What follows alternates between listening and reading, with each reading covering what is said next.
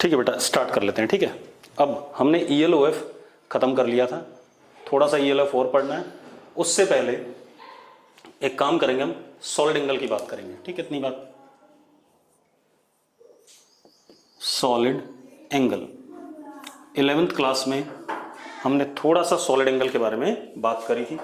ठीक है, तो सॉलिड एंगल अगर देखें हमने पढ़ा हुआ है, हमारे पास एक ये स्फीयर है बेटा,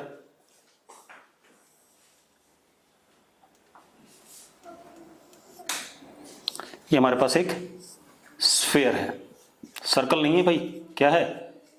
स्फीयर। ठीक है, इतनी बात। रेडियस कितना है इसका? R। ये सेंटर है स्फीयर का। अब अगर मैं स्फीयर के ऊपर छोटा सा ये कर्व्ड सरफेस एरिया लेता हूं, क्या लेता हूं? Curved surface area, that is DS। ठीक है, इतनी बात। कर्व्ड सरफेस एरिया है DS, ये रेडियस R। तो आप एक चीज देखो कैसा बनेगा, ये मैं आपको समझा देता हूं एक बार दोबारा से।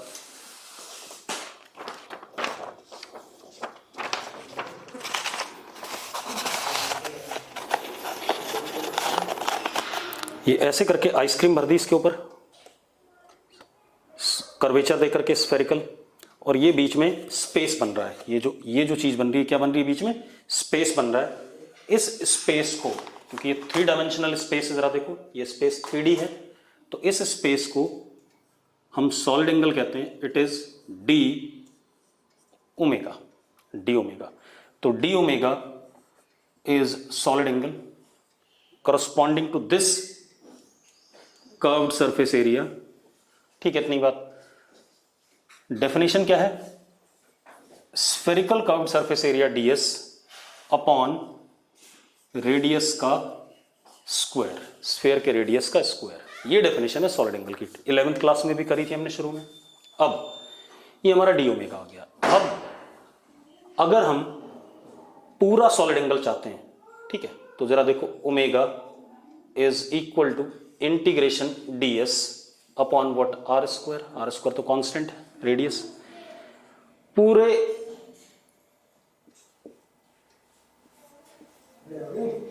ये integration DS for whole curved surface area is what? Total curved surface area of sphere. और ये मतलब ये जो मैंने इंटीग्रेशन के ऊपर गोला बनाया, मतलब ये एक पूरा टोटल कर्व्ड सरफेस एरिया ले रहा है इसका, स्फीयर का। ऐसे वाला भी पूरा कर्व्ड सरफेस, मतलब ये एक कोन है आइसक्रीम भरी हुई, दूसरा कोन, तीसरा कोन, चौथा कोन, ऐसे रखेंगे तो क्या बन जाएगा? स्फीयर बन जाएगा। तो अब ये जो सॉलिड एंगल होगा मैक्सिमम होगा।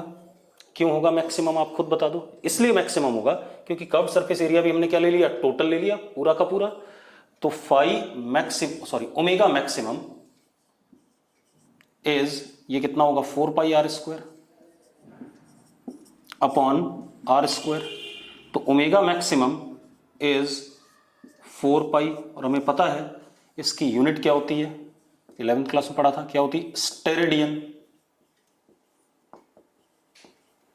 तो maximum solid angle about any point, किसी पॉइंट के अबाउट कितना होगा? 4 पाई स्टेरेडियन। अब रेडियस पे डिपेंड नहीं करेगा एंगल, आप ऐसे भी देख लो। अगर मैं रेडियस छोटा करता हूं बेटा और उसके लिए स्फीयर बनाता हूं,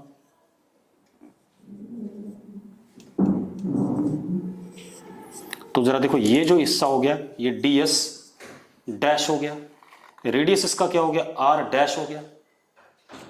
तो D ओमेगा तो वही रहा ना, D omega is DS dash upon R dash square.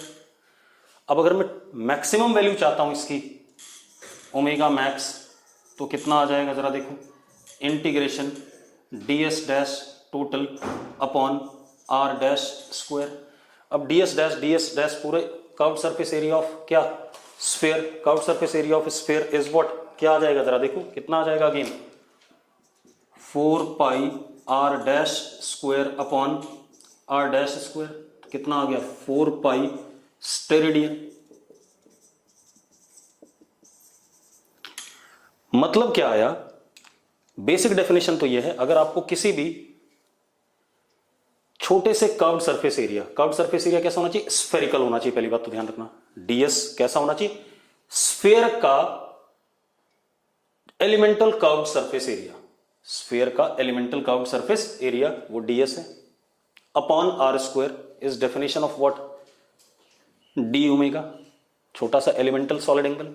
लेकिन अगर किसी पॉइंट के अबाउट टोटल आपको सॉलिड एंगल की बात करनी है, टोटल सॉलिड एंगल की, तो टोटल सॉलिड एंगल कितना होगा बेटा, टोटल मैक्सिमम सॉलिड एंगल कितना हो जाएगा, 4 पाई स्टेरेडियन आ जाएगा, दिख रहा है आपको। ठीक है, तो दोबारा से बात कर लेते हैं, इसको दोबारा लिख लेते हैं एक बार, फिर बात करें। हम क्या कह सकते हैं, elemental solid angle about point, ये पॉइंट है, ये हमारा स्फीयर का छोटा सा part curved surface area, this is DS,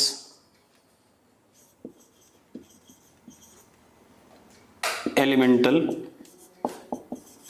curved surface part of sphere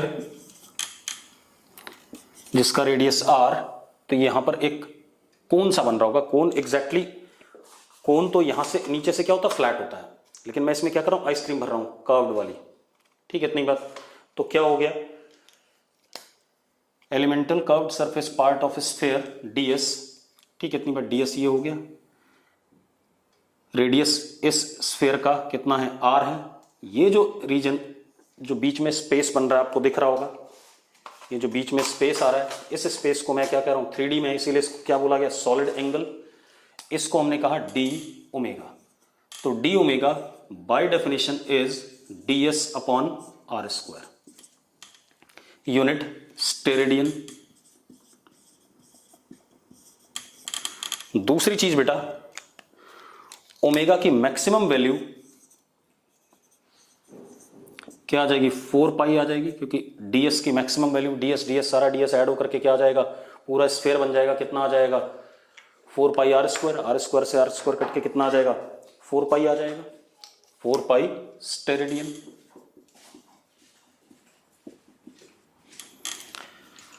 अब एक काम करते हैं, हेमिस्फीयर की बात कर लेते हैं।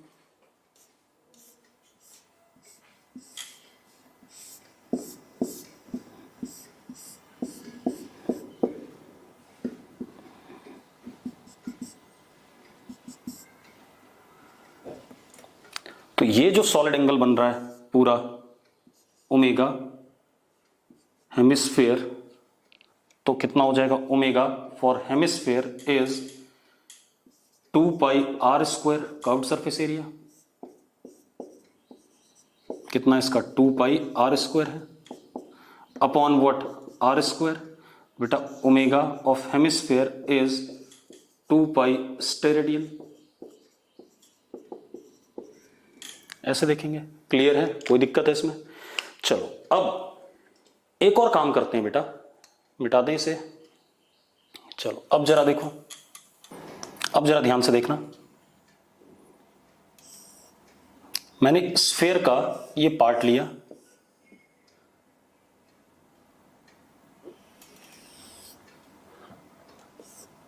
ये स्फीयर का क्या है, सेंटर है, रेडियस आर, ये कर्व्ड सरफेस एरिया क्या है, कर्व्ड सरफेस एरिया। ठीक है, this is curved surface part of sphere. ठीक है, जो सॉलिड एंगल यहां बन रहा है बेटा, ये वाला, लेट इट बी ओमेगा, कितना है, ओमेगा है। तो क्या होगा, omega is equal to curved surface area upon are square, यही होगा कि नहीं होगा। मुझे क्या करना है, मुझे रिलेशनशिप एस्टैब्लिश करना है। अब अगर आप इसको बोर्ड पे देखो तो ये एक सेक्टर जैसा दिख रहा है, बोर्ड पे देखो तो क्या दिख रहा है, सेक्टर जैसा। अगर आप कोन को भी ध्यान से देखो तो ये 3D फिगर होता है कोन, लेकिन अगर आप इसको ऊपर से देखोगे तो ये क्या दिखता है, सेक्टर जैसा दिखता है हमारे पास। ठीक है, इतनी बात। अब क्या कहानी बेटा, अब मेरी बात सुनो, मैं क्या कर रहा हूं, अगर मैं इसको ध्यान से देखूं, सामने से देखूं, तो एक मुझे ये कोन दिख रहा है जो ऊपर से कर्व्ड पोर्शन में भरा हुआ है। तो अगर मैं उस कोन को बिल्कुल इस लाइन से बीच से ऐसे करके काटता हूं तो ये प्लेन एंगल थीटा बन रहा है और इधर भी क्या बन रहा है, थीटा। तो थीटा क्या हो गया, theta is semi vertical angle of cone, semi vertical plane angle of cone.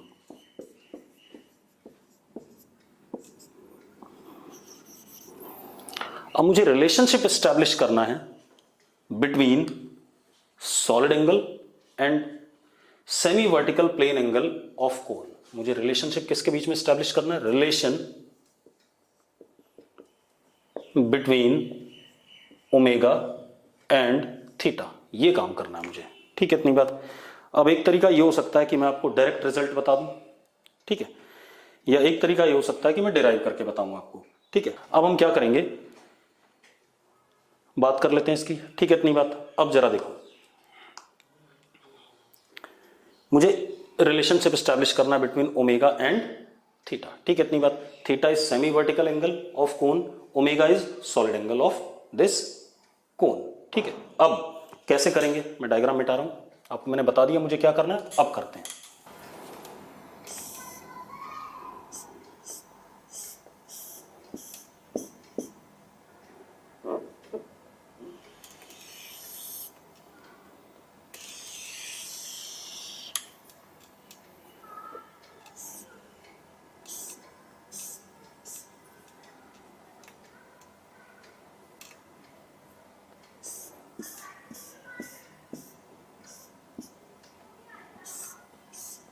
अब कर लेते हैं बेटा। ठीक है, अब जरा देखो, मुझे क्या करना है, ओमेगा बताना है, that is this curved surface area upon radius का स्क्वायर, यही है। तो curved surface area upon radius का स्क्वायर। ठीक है, चलो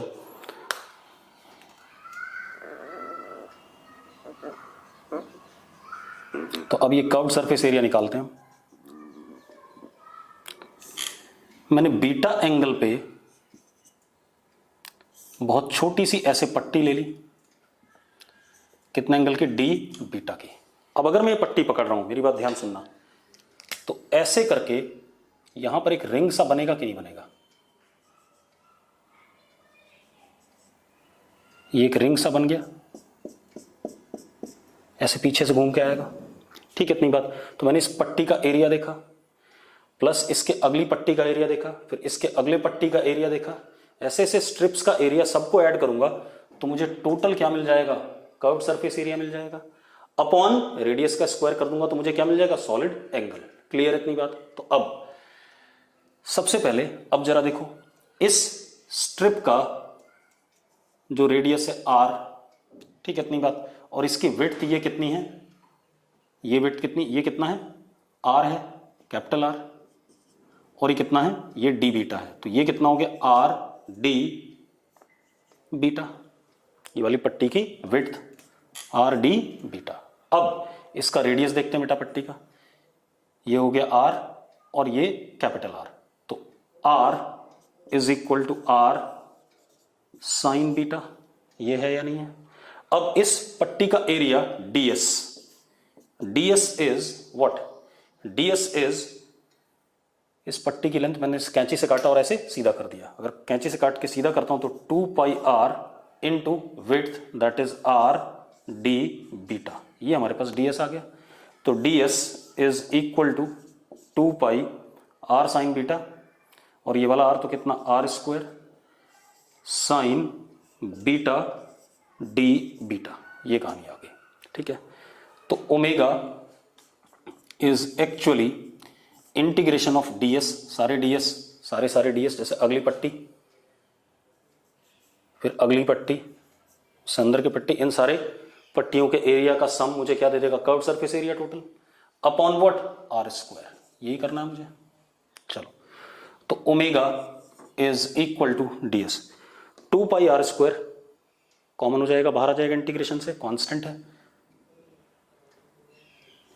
2 पाई, ये डी ओमेगा आएगा बेटा, क्योंकि हमने छोटे से, चलो अभी तो हमने इंटीग्रेट कर दिया तो ओमेगा ही आ जाएगा, अगर मैं इंटीग्रेशन का साइन ना लगाता तो क्या होता, डी ओमेगा आता।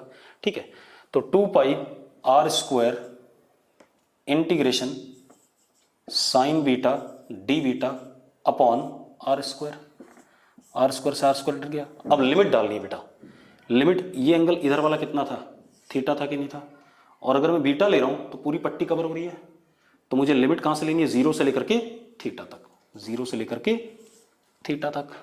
ठीक है, इतनी बात। तो ओमेगा इज इक्वल टू 2 पाई, ठीक है, ये आएगा कितना, minus cos theta minus cos beta, limit लगा देंगे तो क्या आ जाएगा, 1 माइनस कॉस थीटा। ये रिलेशनशिप आ गया, ये रिलेशनशिप हमारे पास है, क्या कहते हैं, सॉलिड एंगल और सेमी वर्टिकल एंगल ऑफ कोन के बीच में। क्लियर है? अब और मजेदार बात देखते हैं। ठीक है, अब अगर हमारे पास कंप्लीट स्फीयर है बेटा, चलो पहले हेमिस्फीयर ले लेते हैं, कितना है, हेमिस्फीयर है हमारे पास सपोज, तो जो सेमी वर्टिकल एंगल है कोन का कितना, 90 है, तो थीटा की वैल्यू क्या हो गई, 90 डिग्री। तो ओमेगा की वैल्यू कितनी हो गई, ओमेगा इज इक्वल टू, हमने निकाला था अभी पहले, 2 पाई आया था, देखते हैं आता कि नहीं आता, 2 पाई 1 माइनस कॉस 90, कितना आ गया बेटा, ओमेगा इज इक्वल टू 2 पाई, किसके लिए, हेमिस्फीयर के लिए, अभी निकाला था हमने ये। और अगर हमारे पास कंप्लीट स्फीयर है बेटा, तो सेमी वर्टिकल एंगल इसका कितना है, पाई है, प्लेन एंगल इसका आधा कितना है, पाई है, आधा इधर भी पाई है, तो टोटल कितना हो जाता था, प्लेन एंगल 2 पाई हो जाता था।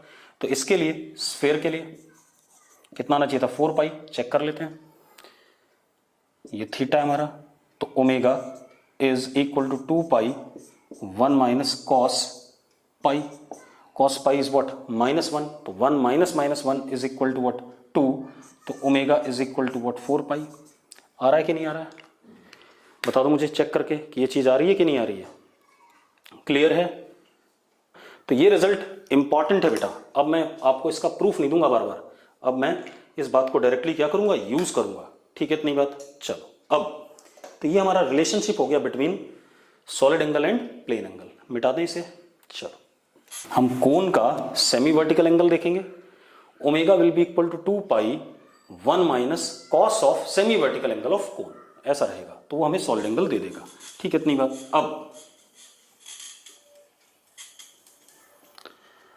अब इसके बाद हम बात करते हैं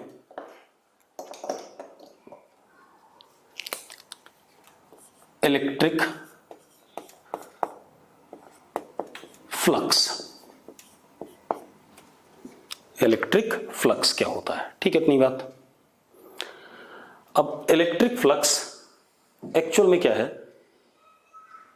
ये नंबर ऑफ लाइंस को, कितनी number of lines system of charge से निकल रही हैं या सिस्टम ऑफ चार्ज पे टर्मिनेट कर रही हैं, एक तो ये, या कितनी नंबर ऑफ लाइंस किसी सरफेस को, इमेजिनरी या रियल सरफेस को क्या कर रही है, कट कर रही है, उस नंबर को डिपेक्ट करता है। ठीक है, इतनी बात। तो क्या कहानी है, electric flux it is defined as number of ELOF crossing across any real or imaginary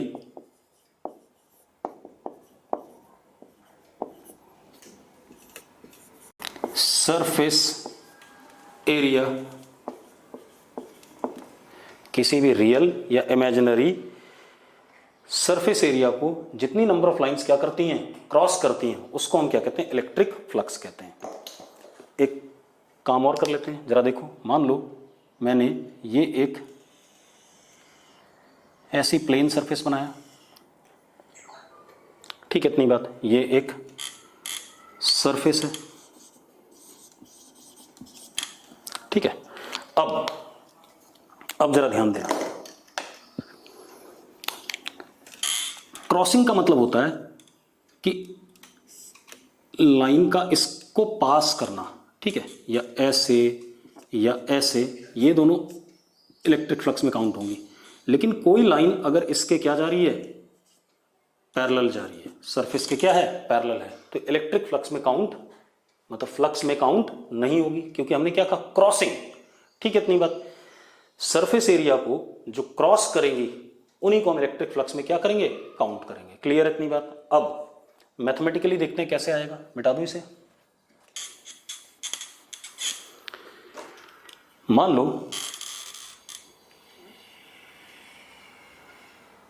हमारे पास ये सरफेस है, मैंने इसके ऊपर छोटा सा एलिमेंटल एरिया लिया।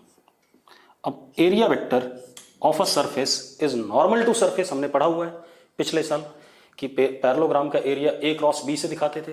ए क्रॉस बी क्या होता था, उस पैरेललोग्राम के सरफेस के क्या होता था, परपेंडिकुलर। तो एरिया वेक्टर हमारे पास ये रहा ds, छोटा सा, क्योंकि मैंने छोटा सा पार्ट लिया। इस जगह पे इलेक्ट्रिक फील्ड ऐसी है, हमें इलेक्ट्रिक फील्ड दे रखी है बेटा, मान लो। अब एक बात बताओ, इलेक्ट्रिक फील्ड अगर आपको दे रखी है, मेरी बात ध्यान सुनना, और इसको इलेक्ट्रिक फ्लक्स को डिनोट किससे करते हैं, फाई से डिनोट करते हैं। This is electric flux.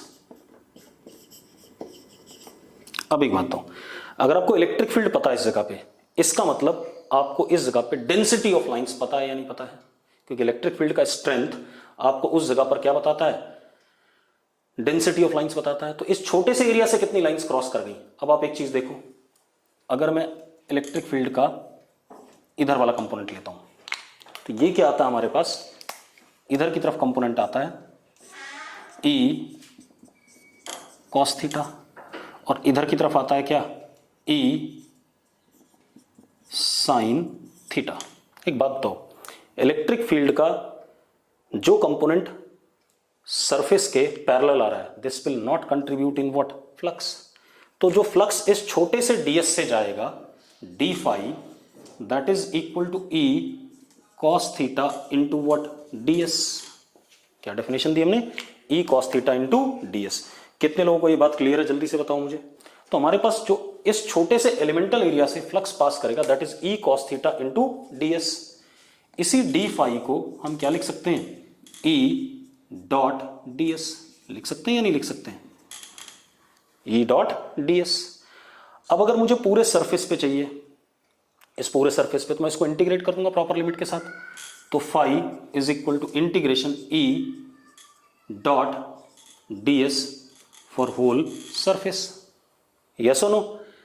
एक और चीज बेटा, this is if E is non uniform, क्योंकि इस ds के लिए E ऐसा है, इस ds के लिए मान लो E ऐसा होता, तो हम इंटीग्रेट करते, यहां से कितना भाई, यहां पे E ऐसा हो जाता मान लो, तो E डॉट ds में अलग एडिशन होता है, ठीक है, इतनी बात। तो एक्चुअल में मुझे क्या करना पड़ रहा है, इंटीग्रेट करना पड़ रहा है, और E नॉन यूनिफॉर्म है तो वेरिएबल है, तो इसका मतलब इसको इंटीग्रेशन से बाहर नहीं ले सकते।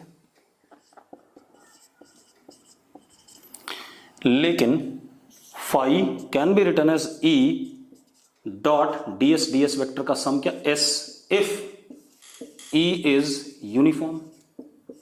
अगर E यूनिफॉर्म है बेटा, तो E वेक्टर इंटीग्रेशन से क्या आ जाएगा, बाहर आ जाएगा।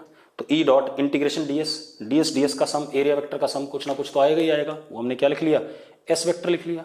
क्लियर है, जितने लोगों को क्लियर है ये बात लिखो फटाफट, यस लिखो, ये बात हो गई, ठीक है।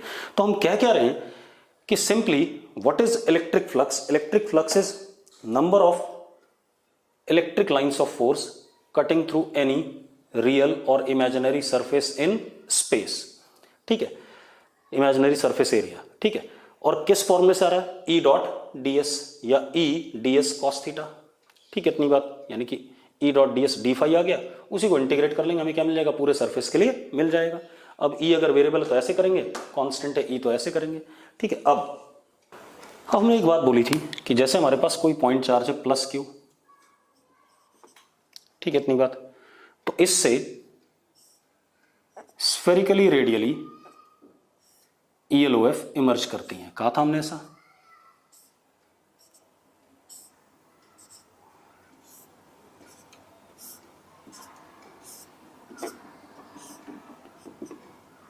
ऐसे, ठीक है, इतनी बात, ऐसे इमर्ज करती हैं।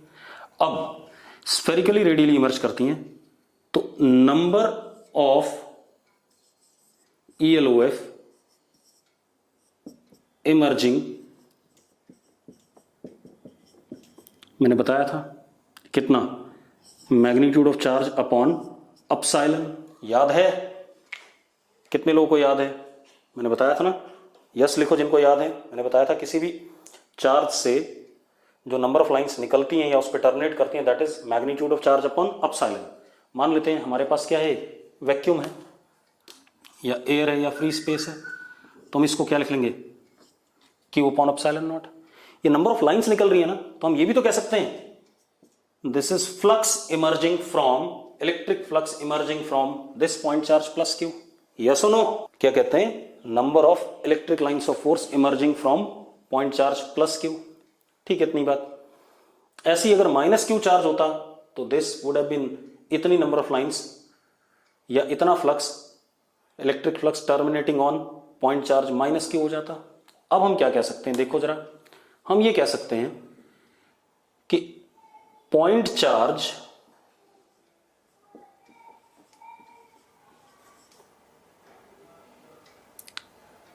emanates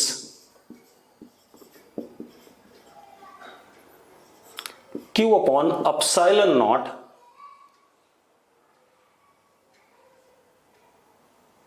flux or ELOF for solid angle 4 पाई। आप एक बात बताओ, इससे स्फेरिकली रेडियली हर डायरेक्शन में इलेक्ट्रिक लाइंस ऑफ फोर्स निकल रही है कि नहीं निकल रही है? मैंने बताया था पॉइंट चार्ज का मैक्सिमम सॉलिड एंगल क्या होता है, 4 पाई होता है। यस और नो? तो यानी कि Q upon epsilon not lines इस पॉइंट चार्ज से निकल रही हैं कितने सॉलिड एंगल के लिए, 4 पाई के लिए। ठीक है, अब तो हम ये कह सकते हैं कि 4 पाई स्टेरेडियन के लिए कितनी लाइंस निकल रही हैं, Q अपॉन एप्सिलॉन नॉट। तो 1 स्टेरेडियन सॉलिड एंगल के लिए कितनी लाइनें निकलेंगी, Q upon 4 pi epsilon not. कितनी निकलेंगी, Q upon 4 pi epsilon not. अगर हम 1 स्टेरेडियन ले लें एंगल, भाई 4 पाई स्टेरेडियन के लिए इतनी, तो 1 स्टेरेडियन के लिए इतनी।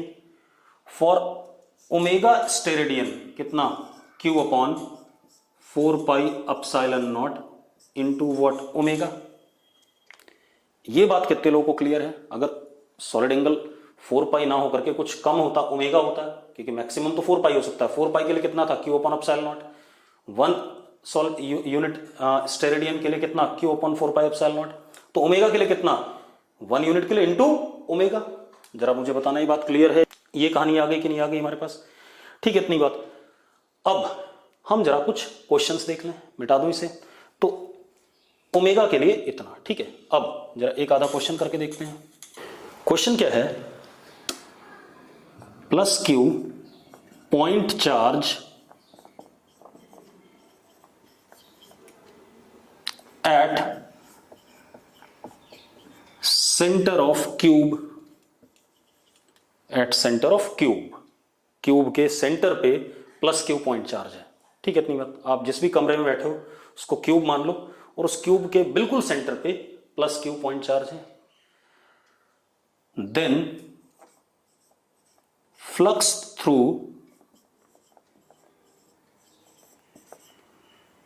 क्यूब इज, जरा देखो, ये हमने क्यूब बना दिया बेटा,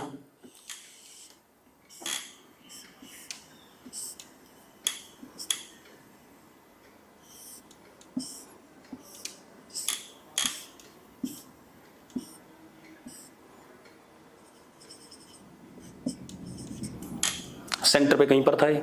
अब मेरी बात सुनो, एक बात तो ये पॉइंट ही है ना, जरा देखो ये पॉइंट है, मैं एक क्यूब ले ही लूं कोई डब्बा ना, मान लो ये हमारे पास क्यूब है, ठीक है इतनी बात, 1 face 2 face 3 face 4 face 5 face 6 face, नीचे बंद है चारों तरफ से, इसके बीच में यहां पर कहीं पर पॉइंट चार्ज था अंदर, ठीक है इतनी बात। तो पॉइंट चार्ज था तो उससे लाइनें कितने निकलेंगी, अगेन एक पॉइंट चार्ज से कितनी लाइन्स ऑफ फोर्स निकलती है, मैंने बता रखा है आपको कितनी, Q अपॉन एप्सिलॉन नॉट। तो जो फ्लक्स, ये पॉइंट चार्ज है ना, हर डायरेक्शन में निकलेगी,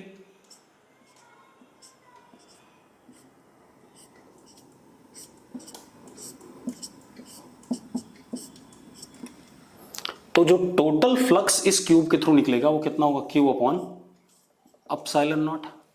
पक्का, ठीक है, क्योंकि ये पॉइंट है, पॉइंट के लिए सॉलिड एंगल क्या होता है 4 पाई, और चार्ज का मैग्नीट्यूड क्या Q है अपॉन एप्सिलॉन नॉट, अगर वैक्यूम मान रहे हैं। अब दूसरी चीज, फ्लक्स थ्रू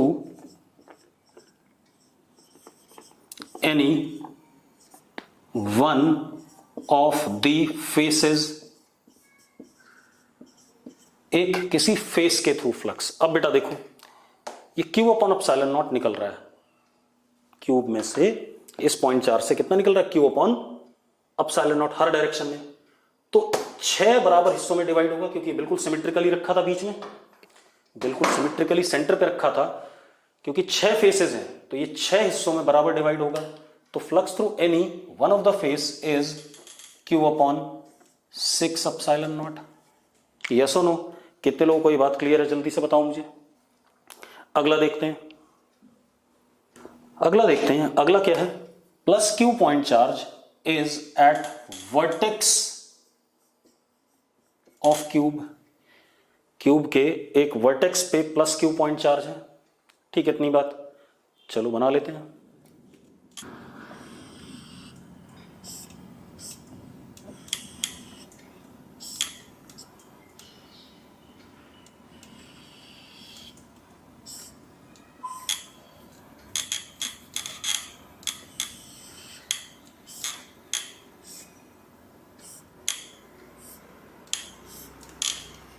ठीक है, इस वाले वर्टेक्स पे मान लो प्लस Q है, ठीक है इतनी बात, at the vertex of cube. अब अगर वर्टेक्स पे है क्यूब के, मुझसे क्या पूछा जा रहा है, फ्लक्स थ्रू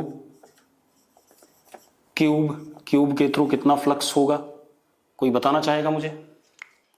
चलो अब मेरी बात ध्यान से सुनना, 1 मिनट। आप एक काम कर सकते हो, मेरी बात देखो, सपोज अपने पास ये एक क्यूब है, हालांकि है नहीं, मान लेते हैं, यहां पर हमने एक पॉइंट चार्ज रखा है प्लस Q, ठीक है इतनी बात। अब आप एक काम करो, बिल्कुल ऐसा ही, चलो दूसरी कॉपी ले लेते हैं, ये रहा, ये हमारे पास क्यूब है, यहां पर पॉइंट चार्ज था, तो एक क्यूब बिल्कुल आइडेंटिकल यहां पर बना दो, आप बना दिया आपने, एक क्यूब बिल्कुल आइडेंटिकल यहां बना दो, एक क्यूब बिल्कुल आइडेंटिकल यहां बना दो, तो ये बिल्कुल बीच में आ जाएगा, 1 2 3 4 क्यूब हो गए। इसके ऊपर 4 आइडेंटिकल क्यूब और बना दो, कितने टोटल क्यूब हो गए 8, और वो इन 8 क्यूब के कहां पर आ रहा है, सेंटर पे आ रहा है, ठीक है इतनी बात। इन 8 क्यूब के कहां पर आ रहा है, सेंटर पे। मैं डायग्राम बना के दिखा देता हूं आपको, देखो 1 मिनट, प्लेन डायग्राम बनाते हैं, सिर्फ टॉप आगे वाला फेस दिखा रहा हूं आपको, ठीक है इतनी बात। यहां पे था प्लस Q, आपने एक इसके बगल में रखा, एक ऐसे रखा, एक ऐसे रखा, 4 तो ये हो गए, और 4 आपने इसके ऊपर रख दिए ऐसे, तो ये इस 8 क्यूब्स के कहां पर आ गया, सेंटर पे आ जाएगा। 8 क्यूब के अगर ये सेंटर पे आता है, तो एक बात बताओ, सेंटर पे आता है तो ये टोटल फ्लक्स जो एमिनेट करेगा वो कितना होगा, Q by epsilon not through the 8 cubes. तो Q by epsilon not through 8 cubes, और हर क्यूब के लिए ये पॉइंट चार्ज क्या सिमेट्रिकल है, तो flux through cube will be what, 1/8 times Q upon, या Q अपॉन 8 अपसाइलन नॉट आएगा कि नहीं आएगा? क्यू अपॉन 8 अपसाइलन नॉट आएगा या नहीं आएगा? चेक कर लो भाई। अब एक काम और करते हैं बेटा, मैंने इन फेसेस को नाम दे दिए A B C D E F G H. ठीक है, आपने क्या बताना है, मतलब इस क्यूब के थ्रू तो कितना हो गया, क्यूब बाई 8 अपसाइलन नॉट। ठीक है, अब इंडिविजुअली फेसेस का क्रॉस देखते हैं। ठीक है, इतनी बात। तो अब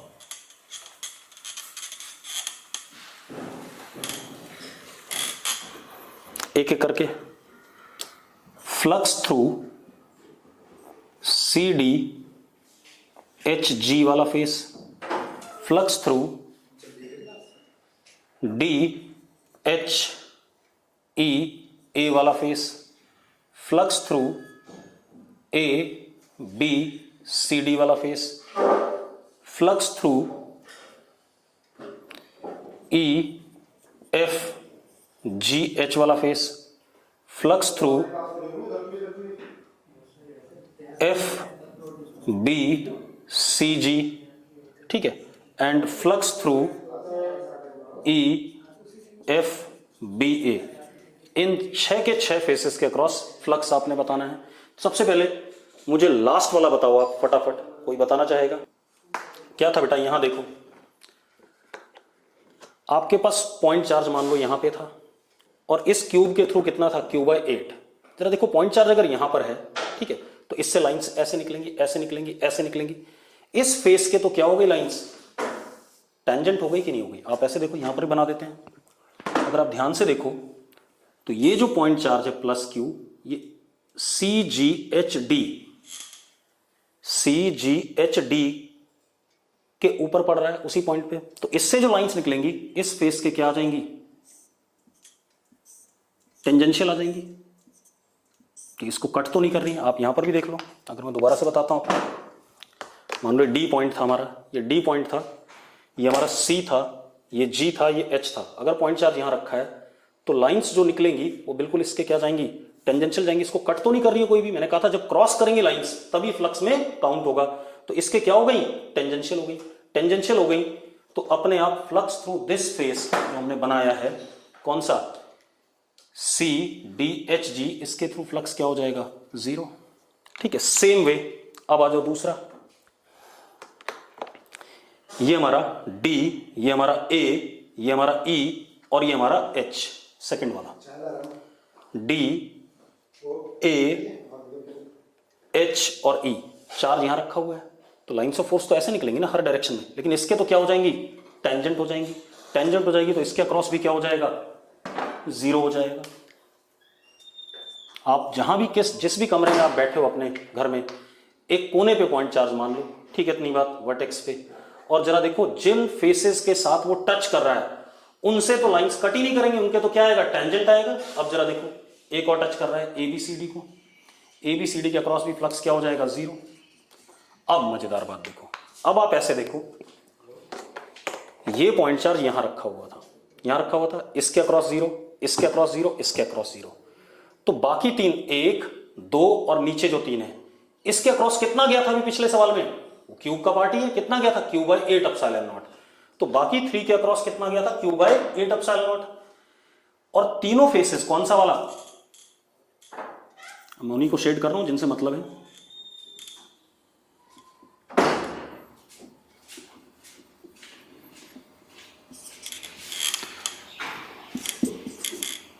कौन सा फेस, एक तो हमारा ये वाला,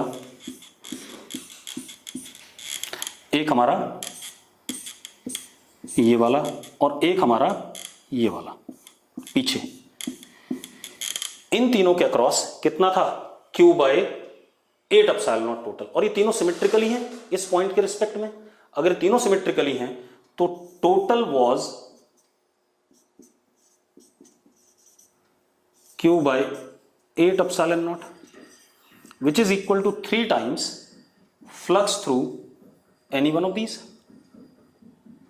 तो कितना हो गया, Q by 24 epsilon not, Q by 24 epsilon not, Q by 24 epsilon not. बढ़िया चीज आ गई। क्लियर इतनी बात? अब मुझे आप लोग बताएंगे कितने लोगों को ये बात क्लियर है। अब एक और काम करते हैं बेटा। अब हमारे पास again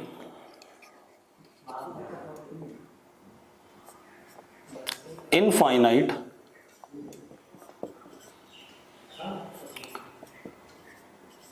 straight thin wire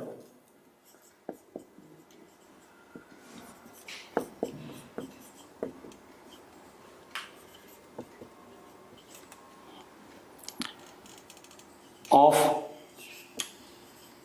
linear charge density plus lambda. एक इनफाइनाइट थिन स्ट्रेट वायर है, linear charge density plus lambda की। इट इज इंसर्टेड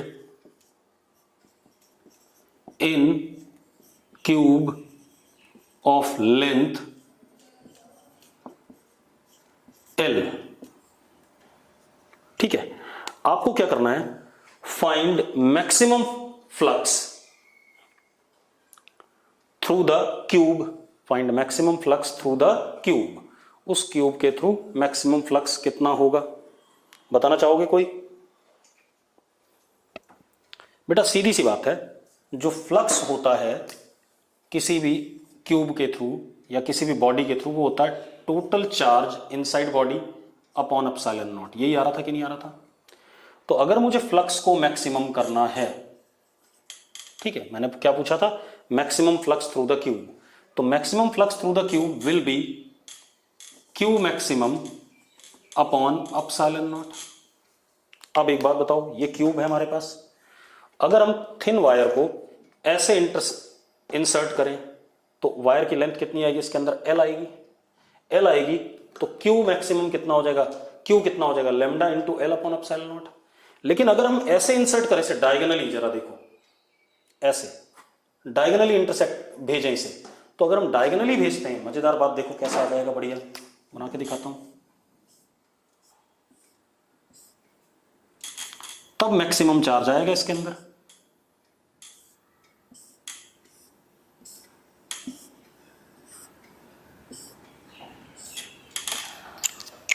देखो अगर मैं ऐसे इंसर्ट करता हूं तो कितना लेंथ आएगा? एल आएगा इसके अंदर। एल लेंथ आ गया इसके अंदर, यहां से लेकर के यहां तक की लेंथ क्या हो गई? एल हो गई। तो चार्ज कितना हो गया? Lambda into L. लेकिन अगर मैं ऐसे इंसर्ट करता हूं, जरा देखो ऐसे, तो अब इस पॉइंट और इस पॉइंट के बीच में लेंथ कितनी होगी? L root 3। यही मैक्सिमम पॉसिबल लेंथ है इसके अंदर, और यही अगर मैक्सिमम पॉसिबल लेंथ है तो इसके करस्पॉन्डिंग क्यू क्या होगा? Maximum. And Q maximum will be lambda L root 3। हाँ या ना? तो लेमडा एल रूट 3, तो कितना हो गया flux? Lambda L root 3 upon epsilon naught is what? Maximum flux through the cube.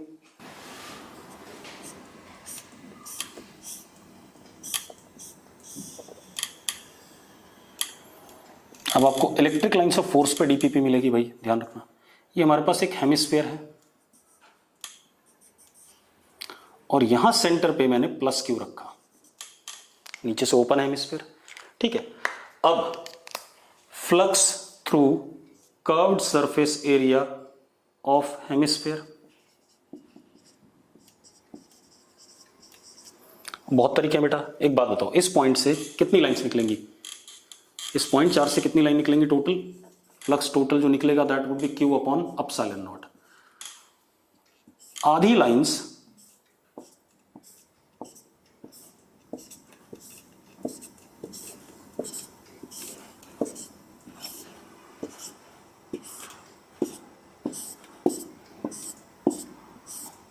आधी लाइनें ऊपर और आधी लाइनें किधर?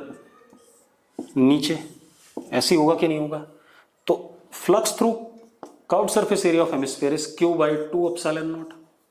ये भी कह सकते हैं, या हम एक और चीज कह सकते हैं, पॉइंट चार्ज के लिए ओमेगा सॉलिड एंगल के लिए number of lines of force आई थी क्यू अपॉन, अभी पढ़ा था थोड़ी देर पहले हमने, 4 pi epsilon not into what? Omega.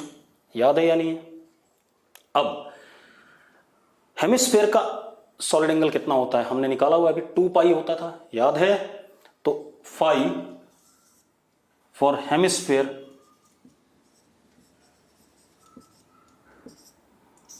Omega कितना 2 पाई, तो कितना हो गया Q upon 4 pi epsilon naught into 2 pi, कितना आ गया बेटा 2, तो क्या हो गया phi hemisphere is Q upon 2 epsilon naught. Clear है इतनी बात? अगर मेरे पास कोई ऐसा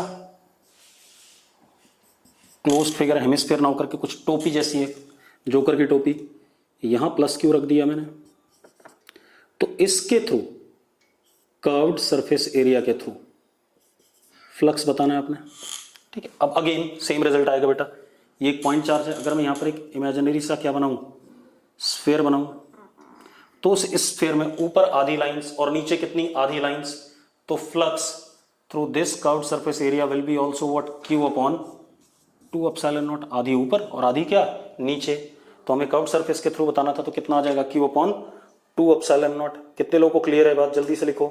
यस, दोबारा बता देते हैं बेटा। एक बात बताओ, ये पॉइंट चार्ज है, पॉइंट चार्ज से टोटल कितनी निकलती है, कितनी निकलती है, phi total is equal to Q upon epsilon naught. एक बात बताओ, मैंने यहां पर एक इमेजिनरी सा क्या बनाया, स्फीयर बनाया, तो भाई ये अगेन अगर ध्यान से देखो तो ऊपर एक हेमिस्फीयर बन रहा है कि नहीं बन रहा है, जो इस हेमिस्फीयर के थ्रू लाइंस जाएंगी वही लाइनें तो कर्व्ड सरफेस को काटेंगी कि नहीं काटेंगी, और हेमिस्फीयर के थ्रू अभी हमने थोड़ी देर पहले पिछला ही क्वेश्चन पढ़ा था, क्या पढ़ा था पिछला क्वेश्चन, कि हेमिस्फीयर के थ्रू कितना होता है Q बाय 2 एप्सिलॉन नॉट, तो उसी चीज को मैंने यूज कर लिया, ठीक है। इतनी बात क्लियर है? चलो अब आज का लेक्चर हम यहीं रोकेंगे, ठीक है। आपको ELOF पे सवाल मिलेंगे, फ्लक्स पे अभी सवाल अगली क्लास के बाद मिलेंगे, ठीक है।